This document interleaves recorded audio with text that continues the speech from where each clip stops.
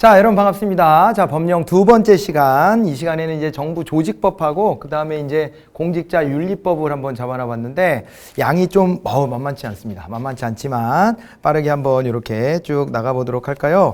자, 여기서 이제 정부 조직법이다라고 했을 때 이 정부 조직법은 일단은 우리가 정부 조직의 구조가 어떻게 돼 있었는지를 한번 좀 떠올려 보셔야 되죠. 이 정부 조직법이다라고 했을 때 여기를 보시게 되면은 여기가 이제 맨 위에 대통령이 이렇게 있고 그 다음에 이제 밑에 국무총리가 이렇게 있습니다. 국무총리가 이렇게 있고 그 다음에 그 밑에 이제 부처 그리고 청이 있죠. 부처청 이렇게 있는데요.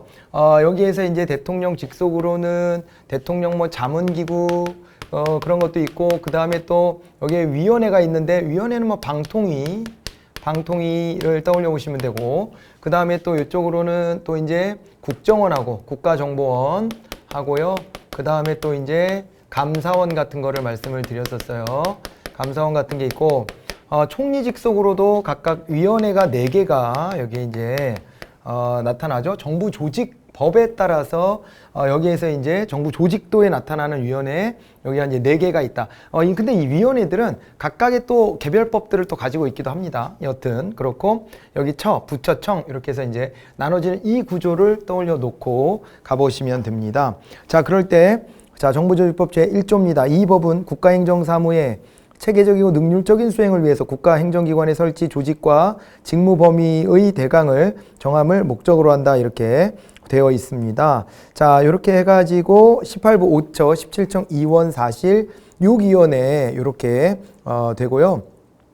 그 다음에 국가인권위원회는 비소속 독립기관으로 따로 있습니다. 여기 보면 여기에 이제 국가인권위원회는 어디 소속이 안 돼 있게, 그러니까 행정부의 정부 조직도에는 있지만 국가인권위 같은 경우에는 어디 소속으로 이렇게 연결되지 않고 이렇게 이제 따로 이제 존재하는 것을 독립기관으로서 이제 이해를 하시면 됩니다. 그리고 여기 청 중에 이 건설교통부 밑에요. 거기에 이제 2개의 청, 하나가 이제 행정중심 복합도시 건설청과 그 다음에 새만금 개발청 이 2개가 있는데 이 청들은 사실은 정부 조직법에 근거한 중앙행정기관이라고 볼 수 없는 청들이에요. 원래 청은 중앙행정기관인데 그런데 여기는 한시적이죠. 요 이제 목적을 다 달성하고 나면 그 다음에는 이제 더 이상은 이제 요 기능하지 않는 그런 이제 청이기 때문에 요거는 어떻게 보면 우리가 이제 태스크 포스의 성격을 가지고 정부 조직도에 들어와 있는 것이다 이렇게 보셔도 좋겠습니다. 자, 이제 그러면서 제2조에 보면 중앙행정기관의 설치와 조직 그랬는데 중앙행정기관이다 그랬을 때는 부처청으로 한다 이렇게 했습니다. 부와 처와 청으로 한다 이렇게 돼 있어요. 부처청으로 한다. 그리고 중앙행정기관의 보조기관은 이 법과 다른 법률에 특별한 규정이 없는 경우를 제외하고는 차관, 차장, 실장, 국장, 과장으로 한다 라고 되어 있어요. 자, 이것은 우리가 이거 어떻게 나눴었냐면 이 안에서 보시면은 여기가 이제 장관이 있어요. 장관이 있으면 장관이 이제 행정기관인 것이고 요 밑에 이제 쭉 아래쪽으로 쭉 해가지고 여기를 이제 뭐라고 얘기를 하냐면 장관 밑에 쭉 내려가면서 여기를 이제 개선이라고 하는 것이죠. 개선이다, 라인이다 라고 이제 보시면 되는데 이 라인이다 라고 했을 때 이 개선이라고 하는 게 결국에는 이 개선이 라인, 이 개선이 보조기관입니다. 보조기관으로서의 성격을 갖는다 이렇게 이제 봐두셔야 되고 보조기관. 그래갖고 여기에 쭉 이제 오는 게 차관 내지는 차장 그리고 이제 실장이 있죠. 실장이 있고 그 다음에 이제 국장이 있습니다. 국장, 실장, 국장, 그 다음에 이제 과장이 있죠. 이런 식으로 내려오는 거다. 여기다 플러스해서 그 다음에는 뭐 있잖아요. 팀장, 계장, 뭐 주무관 이런 식으로 또 이제 구성이 됩니다. 자, 그래가지고 요거를 이제 개선이라고 한다는 얘기가 나와 있어요. 자, 그렇게 하시고 그 다음에요. 내려가 보시면은 제 5항에 보시면은 차관보가 있죠. 장관과 차관을 직접 보좌하기 위해서 옆에다가 차관보를 두고 그 다음에 이제 보시면은 차장, 실장, 국장 옆에 밑에 정책의 이제 계획의 입안 그리고 연구조사, 심사평가 및 홍보 등을 통해서 그를 보좌하는 보좌기관을 대통령령으로 정하는 바에 따라서 둘 수 있다 이렇게 되어 있습니다. 다만 과에 해당하는 보좌기관은 총리령, 부령으로 정한다 이렇게 되어 있어요. 그래서 이런 식으로 이제 차관보도 두고 그리고 또 이제 대통령령이 정하는 바에 따라서 별도의 이제 보좌기관을 둘 수 있도록 또 하고 있습니다. 그죠? 그래서 보통 이제 보시면은 그 옆쪽으로 이제 옆쪽으로 보시게 되면은 여기에 뭐가 들어가냐면은요. 장관 차관 옆에 이제 차관보가 있는 거죠. 차관보를 두고 요 아래쪽에는 뭐 담당관 같은 사람들 있잖아요. 담당관 등 이렇게 표시할게요. 요 등등을 둬요. 근데 여기를 이제 뭐라 그러냐면 여기를 이제 이렇게 되어 있는 기관을 여기를 우리가 이제 스태프 막료 조직이다라고 얘기를 하는 것이죠. 막료 조직이다. 스태프 조직이 되고 이 스태프 조직은 이제 보좌 기관으로서의 기능을 담당한다. 이렇게 이제 봐두시면 되겠습니다. 자, 그 얘기들이 표시되어 있으니까 그렇게 알아두시면 되겠습니다. 자, 이제 그렇게 되어 있고, 그 다음에 여기 이제 6항에 보면 보좌기관은 고위공무원단에 속하는 일반직 공무원 또는 별정직 공무원으로 보한다. 뭐 이런 구체적인 얘기들이 나와 있으니까 참고 삼아 보시면 됩니다. 자, 쭉 지나가세요. 특별지방행정기관의 설치와 부속기관의 설치라고 하는 게 있는데 요 아래쪽으로 이제 쭉 내려보면은 여기에 이제 크게 두 가지가 더 또 포함이 되죠. 하나는 부속기관이라고 하는 게 있습니다. 부속기관이 있고 그 다음에 여기는 또 이제 뭐가 있냐면 특별지방행정기관이 있습니다. 특별지방행정기관 이렇게 이제 보시면 됩니다. 특별지방행정기관, 부속기관과 특별지방행정기관으로 이렇게 이제 구성이 되고요. 부속기관과 특별지방행정기관 이렇게 구성이 돼가지고요. 그래가지고 이제 부속기관이다 그랬을 때 뭐 연구소 같은 거 있잖아요. 훈련원 같은 거 이런 것들을 이제 포함하셔서 보시면 되겠고 특별지방행정기관은 중앙행정기관이 직접적으로 집행력을 행사하는 기관으로 이렇게 해서 봐두시면 됩니다. 자, 그래가지고 이렇게 나눠봤을 적에 요런 이제 개선과 막료 이렇게 이제 합쳐서 보면 여기가 이제 하부기관, 하부조직, 하부기관이다 이렇게 이제 보시면 되고 그 다음에 여기 있잖아요. 부속기관과 그 다음에 특별지방행정기관 이런 거는 이제 합치면은 이거를 뭐라고 하냐면은 이건 이제 소속기관이라고 또 이제 이야기를 하는 것이죠. 자, 이렇게 해가지고 구조를 파악을 하시면 되는 거였었습니다. 자, 이렇게 해가지고 특별지방행정기관의 설치의 부분이 있습니다. 중앙행정기관에는 소관사무 수행을 위해서 지방행정기관을 별도로 둘 수 있다라고 되어 있고 그 다음에 이제 부속기관의 설치 그래가지고요. 행정기관에는 그 소관사무의 범위에서 필요한 때에는 대통령령으로 정하는 바에 따라 시험연구기관, 교육훈련기관, 문화기관, 의료기관, 제조기관, 자문기관 이런 것들을 둘 수 있다라고 되어 있어요. 시험, 연구, 교육, 훈련, 문화, 의료, 제조, 자문 이런 기관들을 따로 두는데 그런 애들을 우리가 이제 부속기관이다라고 설명하는 것입니다. 그 다음에 합의제 행정기관의 설치 이렇게 되어 있는데 또 요와 별개로 요 옆쪽에다가 요와 별개로 이제 여기 이제 위원회를 설치할 수 있는 거죠. 위원회를 설치할 수 있는데 위원회를 이제 우리가 여기서 이제 합의제 행정기관이다라고 이렇게 이제 이야기하는 거죠. 위원회 설치가 가능합니다. 위원회다 그랬을 때는 원탁을 생각하시면 됩니다.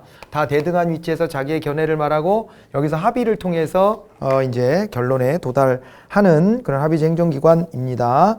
자, 근데 여기에 이제 요 소속으로 이렇게 오면 여기는 이제 사실은 막료적 위원회가 되는 것 아니겠습니까? 이렇게 되면 이쪽으로 이렇게 오면 사실상 여기는 막료적 위원회고 막료적 위원회 이런 것들이 이제 중앙행정기관 밑에 이제 설치가 되는 것이고 여기서 말하는 행정위원회들은 여기 있는 위원회들 있잖아요. 여기 있는 국가인권위원회도 그렇고 이런 데들이 별도의 이제 강제력을 보유한 행정위원회 성격을 가지고 있다라고 봐두시면 됩니다.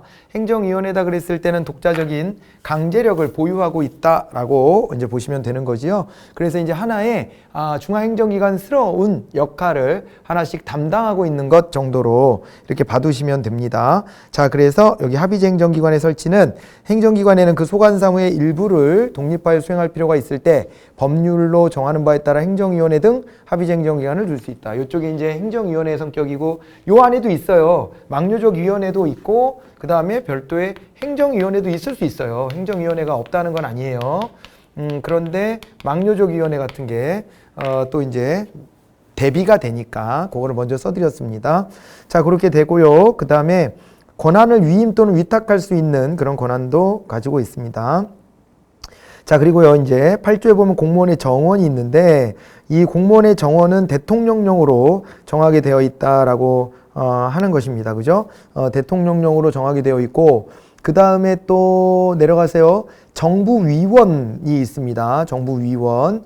국무조정실의 실장, 차장, 부처청의 처장, 차관, 청장, 차장, 실장, 국장 및 차관부와 그 다음에 여기에 본부장들 이런 사람들을 정부위원이라고 한대요. 그냥 참고 삼아 보시면 될 내용이었어요. 자, 그리고 이제 대통령에 대한 얘기로 한번 가보도록 하겠습니다. 대통령이다 그랬을 때는 여기서 이제 중요한 게 뭐가 돼요? 대통령이다 그랬을 때는 대통령은 두 가지 지위를 갖는다는 것이거든요. 국가 원수로서의 지위도 갖고 있고요. 그 다음에 또 하나가 행정부의 수반으로서의 지위도 가지고 있습니다. 국가 원수이자 행정 수반으로서의 지위도 갖는다. 따로 떼어서 좀 볼까요? 자, 우리가 이제 대통령이다 라고 했을 때 대통령에 대해 가지고 여기에 이제 국가 원수이자 행정 수반, 국가 원수, 그리고 또 하나가 이제 행정 수반 이렇게 되어 있어요. 요런 이제 특성을 갖고 있는데 국가 원수로서 해야 될 일이 바로 뭐가 되냐면 국가를 대표한다는 거예요. 국가를 대표한다가 하나가 있고, 그 다음에 국가를 대표한다가 있고, 그리고 또 이제 뭐가 있냐면은요, 국가 원수로서 헌법을 수호합니다. 헌법을 수호하고, 그리고 이제 영토를 보존해야 되는 이런 이제 책무가 주어져 있어요. 헌법 수호와 영토 보존 이렇게 되고요. 그 다음에 국가를 대표하고 헌법 수호, 영토 보존이 있고, 그리고 또 이제 국가 원수로서 뭘 하냐면 이제 국정에 대한 조정 역할을 합니다. 국정 조정 역할도 하고, 그 다음에 또 이제 국가기관을 구성하는 역할, 이런 것들도 다 맡아서 한다 이렇게 봐두시면 되고요. 행정수반으로서 해야 될 일들은 행정부에 대한 지휘 감독을 하겠죠. 행정부를 지휘, 총괄 책임집니다. 지휘 감독을 하고요.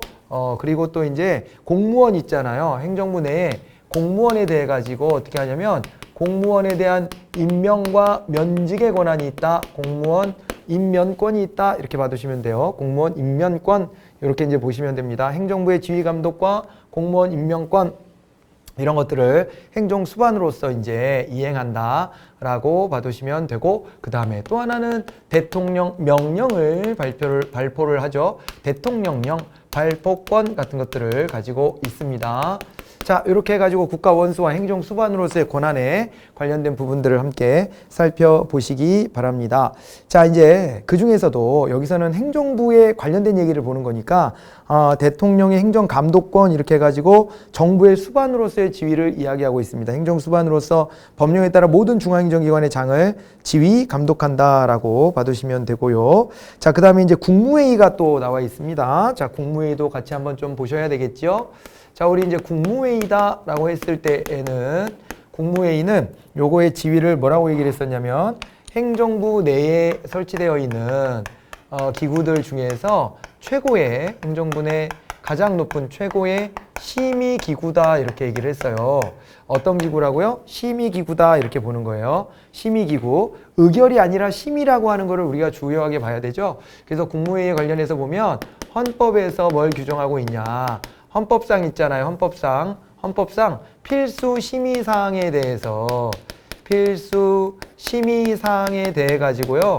여기 이제 규정이 되어 있습니다. 무려 17호, 1호부터 해가지고 17호까지 쭉 이렇게 열거해서 이런 것들은 필수 심의해야 된다. 이렇게 이제 나타나 있어요. 들어가 있고, 그 다음에 있잖아요. 헌법. 여기에 이제 필수 심의사항이 들어가 있고, 여기에 보면 이제 의장이 있죠. 의장은 대통령이었고, 그 다음에 또 이제 요 밑에 부의장이 있습니다.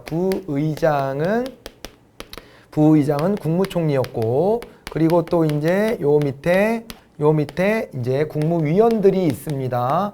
국무위원이 있는데 국무위원은 여기선 15인 이상 30인 이하로 이렇게 구성이 되게 되어 있어요. 의장과 부의장, 국무위원 이렇게 나눠져 있는데 여러분들 거기 보시면은 국무회의에 대통령이 국무회의 의장으로서 회의를 소집하고 이를 주재한다 이렇게 되어 있고요. 그 다음에요 쭉 내려가서 국무회의에 출석, 의안 제출 뭐 이런 얘기들이 있고 여기 보니까 국무조정실장이나 국가보훈처장, 인사혁신처장, 법제처장, 식품의약품안전처장 그 밖에 법률로 정하는 공무원은 필요하면 국무회의에 출석하여 발언할 수 있다 이렇게 되어 있어요. 다 보니까 이제 국무회의 출석을 할 수 있는 자리들이 딱 보니까 어떻게 돼 있어요. 여기에 있는 처의 처장들하고요. 국무조정실이라고 여기서 쓰진 않았지만 총리실 밑에 국무조정실이 있거든요. 그 국무조정실장과 여기에 있는 처장, 4개의 처가 있잖아요. 4개의 처장들에 대한 얘기가 여기 나와 있어요. 이 처장들이 이제 또 필요하면은 국무회에 출석해서 발언할 수 있게끔 되어 있다. 왜 그러냐면 여기가 막료적 성격을 갖는 이런 이제 기관들이기 때문에 그렇다라고 생각하시면 좋겠습니다. 자, 그리고 대통령 비서실이 또 이렇게 나와 있어요. 여기서 보면 이제 대통령실 안에 대통령 옆에 막료 기관으로 대통령 비서실이 있고요. 안보실이 있어요. 대통령 비서실과 그 다음에 이제 안보실이 있죠. 안보실. 여기도 이제 성격은 이런 이제 막료적인 역할을 담당하는 거예요. 그런 식으로 따지면 총리 옆에도 뭐가 있냐면은 또 총리 옆에도 여기에 이제 설치되어 있는 것이 바로 이제 국무조정실하고요. 그 다음에 총리 비서실이 있죠. 국무총리 비서실이 있어요. 이런 데들이 다 막료적 역할을 다 담당하는 곳들이다 라고 생각하시면 됩니다. 이 처도 그렇고요. 다 이게 이제 막료 옆으로 삐져나와 있는 것들은 이런 기능들이 좀 있고요. 그리고 또 이제 뭐가 있냐면 대통령 경호처가 있는데 그걸 뭐 따로 쓰진 않을게요. 네, 대통령 경호처까지. 그렇게 이제 보시면 됩니다. 대통령 비서실, 국가안보실, 대통령 경호처 이렇게 되어 있고요. 국가정보원이 있죠. 국가의 안전보장과 관련되는 정보 보안, 범죄 수사에 관한 사무를 담당하기 위해서 대통령 소속으로 국가정보원을 둔다 이렇게 되어 있습니다. 그리고 국가정보원의 조직 직무 범위 그 밖에 필요한 사항은 따로 국정원법을 통해서 규정하도록 하고 있습니다. 자, 그 다음에 이제 국무총리. 여기는 이제 대통령 직속이니까 여기까지 나와 있고 국무총리에 대한 얘기를 보면 국무총리의 행정감독권이 있습니다. 국무총리는 대통령의 명을 받아 각 중앙행정기관의 장을 지휘 감독한다. 이렇게 보시면 됩니다. 국무총리는 행정부의 2인자고 그리고 이제 대통령의 명을 받아 중앙행정기관의 장을 이제 지휘 감독을 한다. 이렇게 봐두시면 됩니다.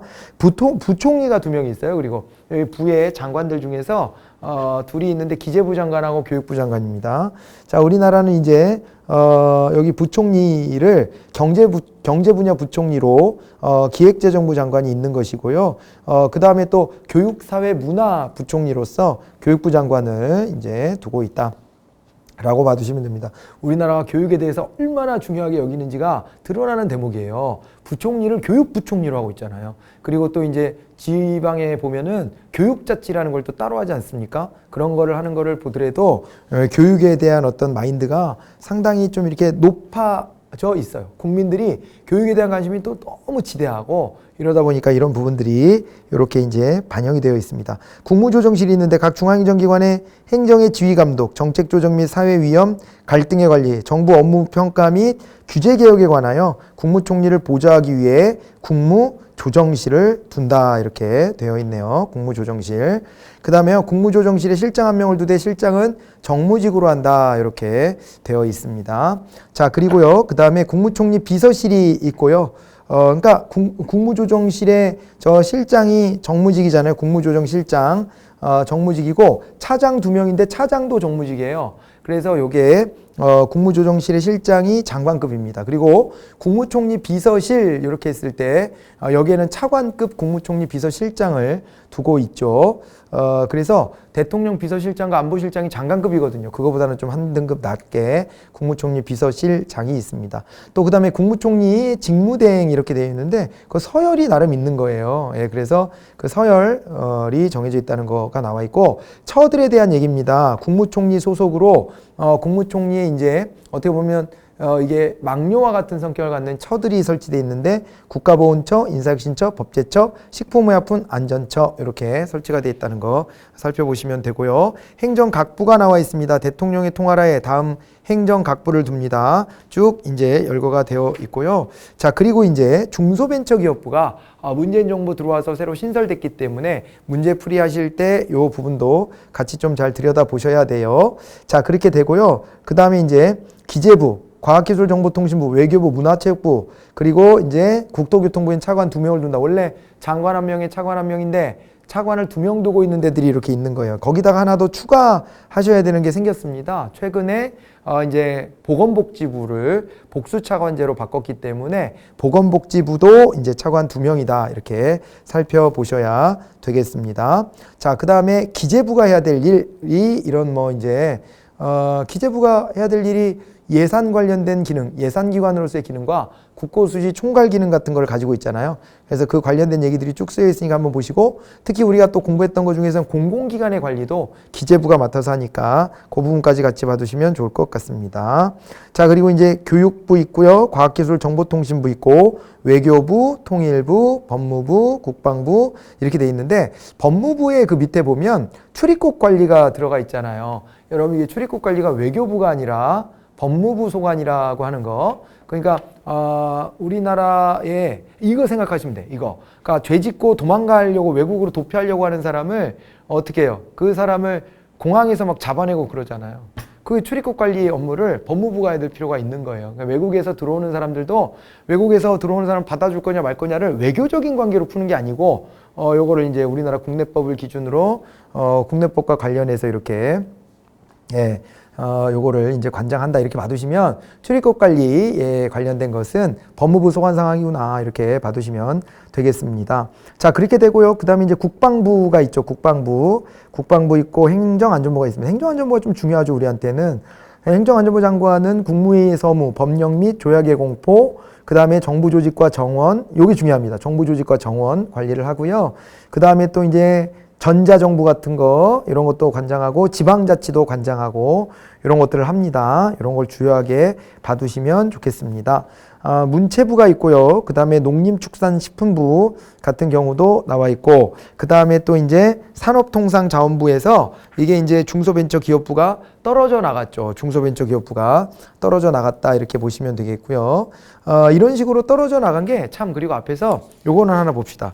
우리 저기 행정안전부에서 인사기능이 이제 떨어져 나가가지고 인사혁신처로 가 있어요. 인사혁신처 기능은 한번 좀 보도록 할까요?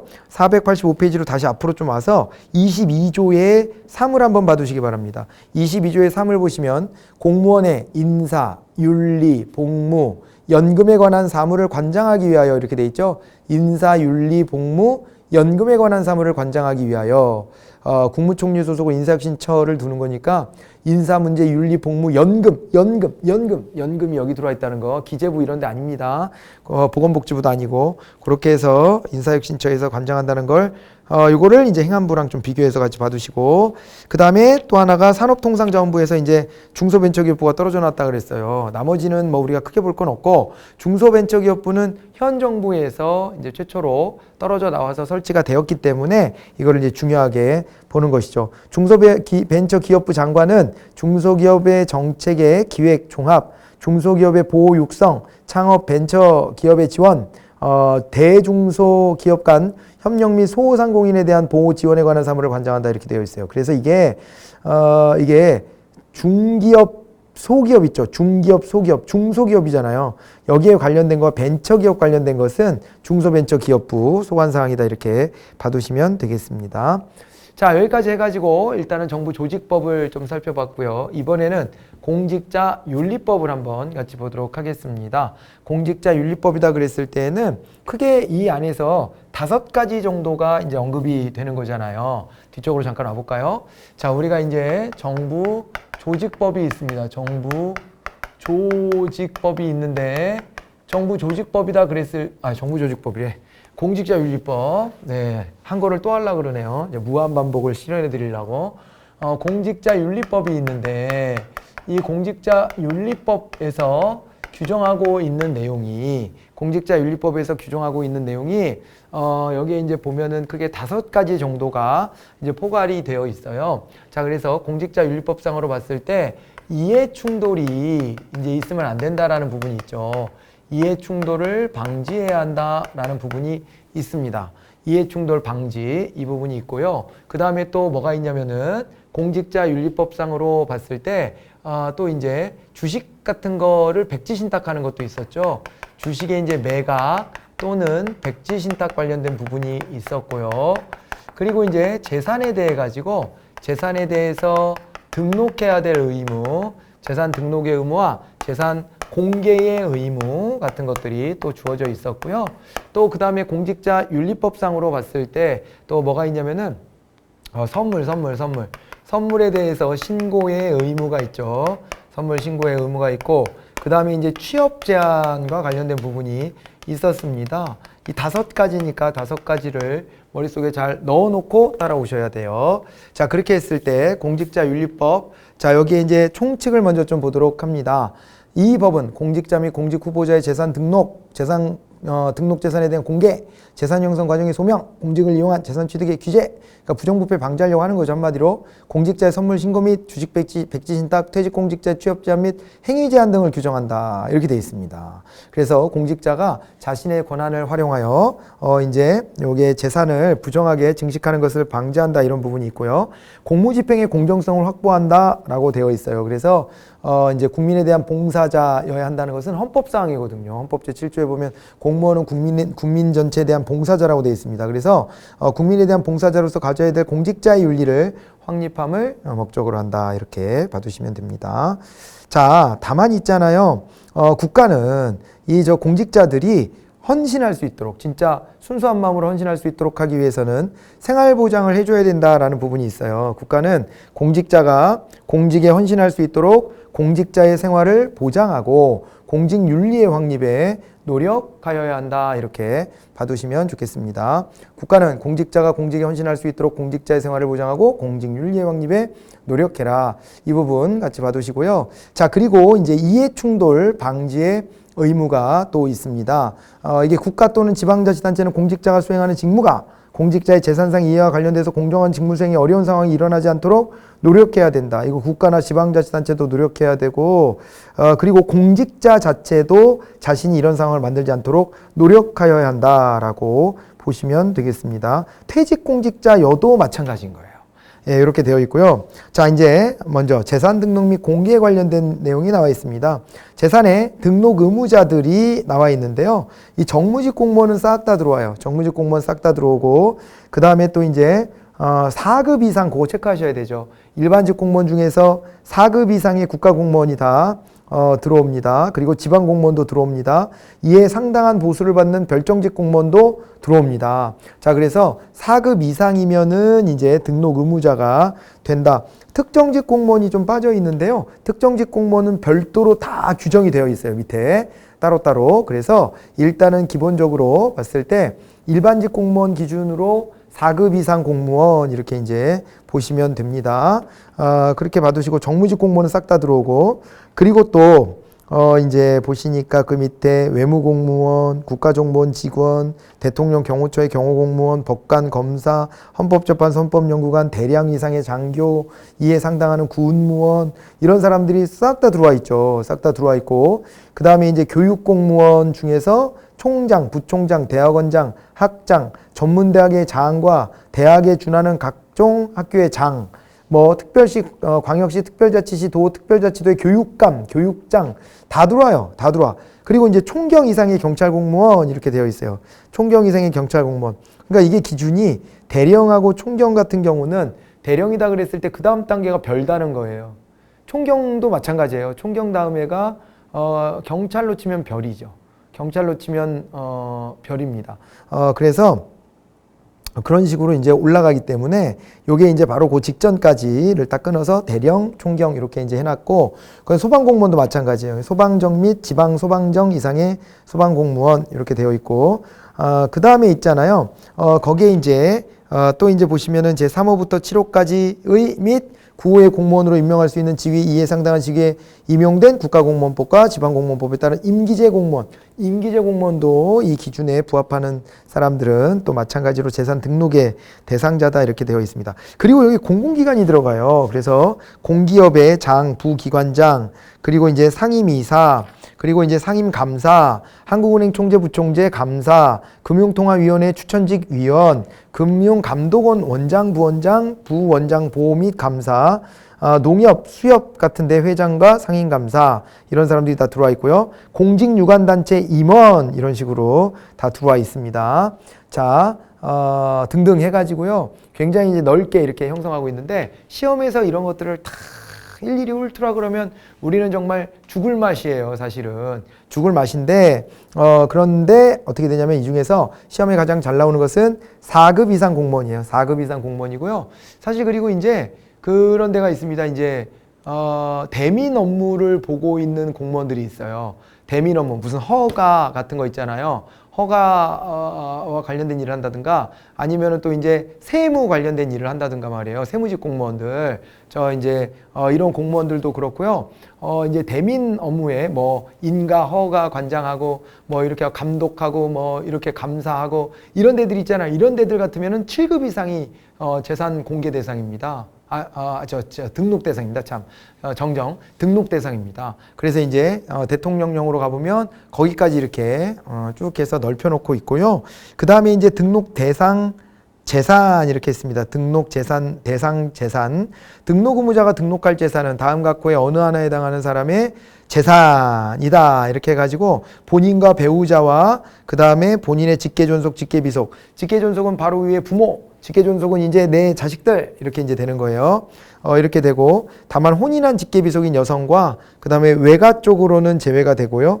그 다음에 이제 등록 의무자가 등록할 재산의 종류는 이런 것들이 있대요. 이것까지 알아두는 건 너무 좀 잔인하죠. 지나가도록 하겠습니다. 그렇게 하고요. 쭉 다 지나가서 공직자윤리위원회가 이제 제 9조에 나와 있습니다. 다음 각호의 사항을 심사 결정하기 위해서 국회, 대법원, 헌재, 중앙선거관리위원회, 정부 이게 이제 5대 권력기관이잖아요. 우리나라가 이제 상권 분립 그러면은 입법, 행정, 사법이 있는 거죠. 입법, 행정, 사법이 있는 거고 그 다음에 거기서 5권으로 이제 구분하면 헌법재판소와 선관위가 또 떨어져 나와 있습니다. 예, 그래서 각각 5개의 중앙에 이제 주요한 기관들이 있습니다. 국회, 대법원, 헌법재판소, 중앙선거관리위원회, 그리고 행정부 이렇게 떨어져 있고 그 다음에 자치단체, 지방자치단체 및 특별시, 광역시, 특별자치시, 도, 특별자치, 도의 교육청에 각각 공직자윤리위원회를 둔다. 그러니까 지방 같으면은 지방정부 차원에 다 공직자윤리위원회가 있어야 되고 그 다음에 어디에 있냐면은 또 이제 교육청 단위에 또 다 이게 공직자윤리위원회가 있어야 된다는 거예요. 자, 그리고 또 어디에 있냐면 국회, 법원, 그 다음에 정부, 그리고 헌재, 그리고 중앙선거관리위원회 이런데 이제 공직자윤리위원회가 설치되어 있어야 한다. 이렇게 봐두시면 되겠습니다. 아시겠죠? 자, 그러면서 이제 제2항에 보면 관할 사항들에 대한 얘기가 되어 있는데 이것도 너무 깨알같이 디테일한 부분이니까 쓱 지나가도록 하겠습니다. 자, 그리고 여기 이제 제3항에 보시면 공직자윤리위원회는 위원장과 부위원장 각 1명을 포함해서 11명의 위원으로 구성하고 위원장을 포함한 7명의 위원은 법관, 교육자, 학식과 덕망이 있는 사람 또는 시민단체 이제 제2조에 따른 비영리 민간단체 여기 있죠. 시민단체에서 추천한 사람 중에서 선임한다. 이런 식으로 되어 있고요. 다만 시군구의 공직자윤리위원회는 위원장과 부위원장을 각 1명을 포함해서 5명의 위원으로 좀 줄여놓고 있습니다. 그러니까 기초자치단체는 좀 줄여놓고 있다. 그렇게 봐두시면 되겠네요. 자, 그리고 지나가서요. 됐고 그 다음에 제 10조에 가보면 등록재산의 공개라고 하는 부분이 있습니다. 등록재산을 이제 공개해야 될 대상자가 누구냐라고 하는 것인데 여기서 이제 보시면은 대통령, 국무총리, 국무위원, 국회의원, 국가정보원 원장, 차장 등 국가의 정무직 공무원들이 이 안에 다 들어오고요. 그러니까 정무직 공무원들은 등록 재산의 공개 의무자이기까지 한 겁니다. 그러니까 선거로 당선된 사람들 있잖아요. 지자체장이나 지방의회 의원 같은 이런 사람들은 다 이제 공개 대상이고, 그 다음에 또 이제 뭐가 있냐면요. 일반직 1급 공무원입니다. 1급에다 체크 꼭 하셔야 되죠. 그러니까 등록 대상자는 4급 이상이고 공개 대상자는 1급 이상이다. 이렇게 이제 보셔야 됩니다.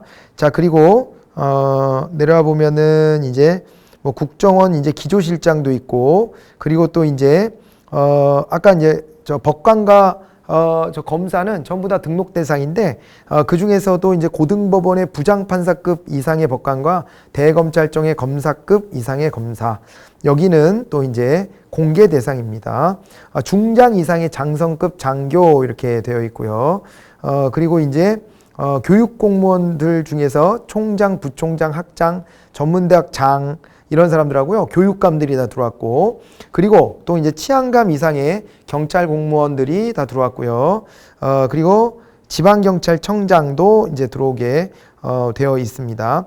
자, 그리고 이제 소방정감 이상의 소방 공무원도 포함이 되어 있고, 지방국세청장과 상급 공무원 또는 고위공무원단에 속하는 공무원인 세관장 같으면 상급 공무원부터 포함이 된다. 이렇게 되어 있습니다. 자, 뭐 이런 식으로 하고 11호에 보시면 공기업의 장, 부기관장 및 상임감사, 한국은행 총재, 부총재, 감사, 금융통화위원회 추천직위원 등등 해가지고 또 이제 공개 대상자들이 있는데, 기억나는 만큼만 기억해 놓으셔야 돼요. 그리고 특히 우리가 자주 언급하는 대상자들을 중심으로 기억하셔야 되지, 이것을 있잖아요. 너무 또 이렇게 펼쳐놓고 하면은 어려워져요. 또 힘들어집니다. 우리는 뭐 군무원 시험이니까 당연히 군인 관련해서는 군인과 군무원 관련해서는 또 잘 좀 기억을 해 두실 필요가 좀 있겠죠. 자, 이제 그렇게 되고요. 그렇게 되고 이제 넘어가 봅니다. 넘어가 보고, 그 다음에 제2장의 2로 가보면 주식의 매각 또는 신탁이라는 부분이 나와 있습니다. 주식의 매각 또는 신탁인데, 등록 의무자 중, 여기에 이제 등록 의무자 중에서 잘 보셔야 돼요.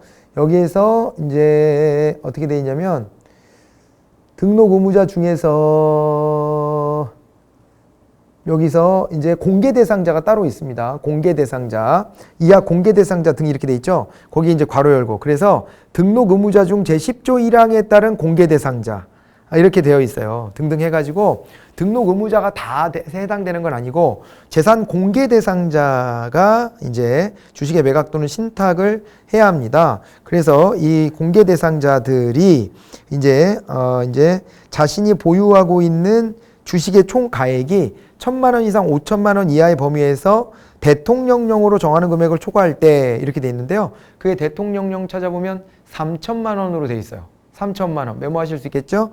3천만 원 이상일 때 그때 이제 이거를 매각 또는 신탁 맡겨가지고 대신 처분해 주도록 하고 있다라고 봐두셔야 되겠습니다. 자, 이와 관련해서도 주식백지신탁심사위원회가 또 따로 있습니다. 거기에서 직무 관련성이 없다라고 통지받으면 상관없지만, 직무 관련성이 조금이라도 있다라고 여겨지면 매각 또는 백지신탁을 해야 합니다. 자, 백지신탁을 한다는 것은 대신 팔아줄게 이렇게 되는 거예요. 자, 이제 그렇게 봐두시고 지나갑니다. 제14조의 5에 보시면 주식백지신탁심사위원회가 직무 관련성 심사를 하는데요. 인사혁신처에 주식백지신탁 심사위원회를 두게 되어 있다. 그렇게 알아두시면 되겠습니다. 자, 그리고 이제 선물의 신고로 바로 넘어가 볼게요. 제15조에 봐보시면 외국 정부 등으로부터 받은 선물의 신고 그랬는데, 공무원은 어떻게 돼요? 이제 여기에서 선물을 받으면 외국으로부터 혹은 외국인으로부터 선물을 받았을 때 지체 없이 소속기관 단체 장에게 신고하고 그 선물을 인도하여야 한다. 이렇게 되어 있습니다. 그 가액도 얼마로 되어 있냐면, 이게 이제 국고로 귀속되는데, 이제 특히 그 가액을 정해놨어요. 10만 원 이상, 100달러 이상. 이렇게 되어 있습니다. 그렇게 되어 있는 것을 알아두시고요. 퇴직 공직자의 취업 제한 및 행위 제한이라고 하는 게 또 나와 있습니다. 이것은 이제 퇴직 공직자 관련해서는 퇴직한 날로부터 3년 동안은 퇴직 전 5년간 다뤘던 업무와 관련된 쪽으로 진출할 수 없는 거예요. 그렇게 됩니다. 그래서 거기 퇴직일로부터 3년간 퇴직 전 5년 동안이라고 하는 게 매우 중요합니다. 자, 그래서 여기를 보면은 1호에 보시면은 사기업체에 대한 얘기가 언급이 되어 있어요. 이런 사기업체 안 되고요. 그 다음에 사기업체 공공이익을 위한 법인 단체 이런 데도 당연히 안 되고, 그리고 이제 법무법인 같은 데도 안 되고, 회계법인, 세무법인 이런 데 안 됩니다. 그리고 시장형 공기업 같은 데도 안 되고, 공직 유관단체 같은 데도 안 된다. 이렇게 나와 있습니다. 학교법인 같은데 이런 데도 제한이 되고요. 의료법에 따라서 의료법인에 들어가는 것도 제한이 되고, 그 다음에 이제 사회복지법인에 들어가는 것도 제한이 됩니다. 아시겠죠? 자, 이런 것과 관련해서는 이제 3항에 가보시면 취업 심사 대상자가 돼가지고 요것은 있잖아요. 공직자윤리위원회에 심사를 또 받아 보아야 합니다. 그렇게 이제 봐두시고요. 그래가지고 이제 여기 제 18조에 봐보시면 취업심사 대상자가 퇴직일로부터 3년 동안 취업 제한기관에 취업을 하려는 경우에는 국회 규칙이나 대법원 규칙, 헌법재판소 규칙, 중앙선거관리위원회 규칙 또는 대통령령으로 정하는 바에 따라 퇴직 당시 소속되었던 기관의 장을 거쳐 관할 공직자윤리위원회에 이걸 확인해 줄 것을 요청하여야 한다. 공직자윤리위원회를 거치게 돼 있다는 거. 그렇게 봐두시면 되겠고요. 그 다음에 퇴직공직자 업무 취급 제한도 있고요. 행위 제한도 있고 그렇게 됩니다. 자, 여기까지를 해가지고 우리가 이제 이번 시간에 이제 관련법을 살펴봤고요. 다음 시간에는 인사행정에서 또 이제 공직교육법과 더불어 중요하게 봐야 될 법이 국가공무원법이죠. 국가공무원법에 대한 얘기를 시작해 보도록 하겠습니다. 자, 고생하셨고 중요하게 찝어드린 것들 중심으로 해서 잘 또 속가서 정리해 두시기 바랍니다. 수고들 많으셨습니다. 다음 시간에 뵙겠습니다.